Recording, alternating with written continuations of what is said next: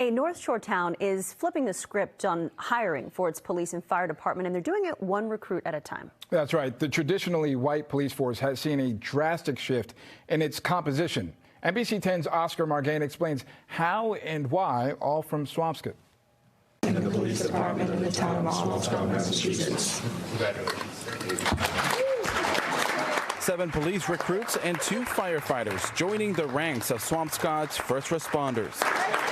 Wednesday's swearing-in ceremony happened without much fanfare. I'm excited to take my skills into this new role and explore all the different opportunities. But a closer look at the new composition of these departments while considering the demographics of the North Shore town, and one can't help but notice a change. Little by little, we're changing the face of policing, and it's much needed in police reform today. Police Chief Ruben Quesada is a recent product of a conscious decision by the town to diversify its departments. We set clear goals and objectives to find the most qualified, most diverse, and most well-rounded individuals. I was already a police officer somewhere else.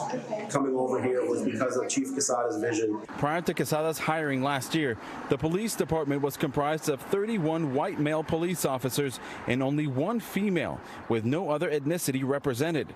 The department then increased that number, with women now making up 13% of the force, Latinos 16%, and hired the first black officer in its history. It's the most difficult work that I've done, but certainly the most meaningful. Although the new recruits are following Chief Quesada's mission, it was the town administrator's vision, with the support of the board, that helped recruit Quesada from Arizona in the first place. Sean Fitzgerald says getting rid of the civil service to hire allowed them to cast a wider net of more diverse recruits. Civil service just gave you a list and you had to hire off that list, and nobody asked, well, geez, why aren't there more women on that list? Why aren't there minorities on that list? We looked at the list a couple years ago and said, we can do better.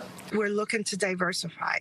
However, we also need the applicants to be there. Yesenia Gomez, president of the Massachusetts Latino Police Officers Association, says hiring these days is tough, given the societal challenges the police face today.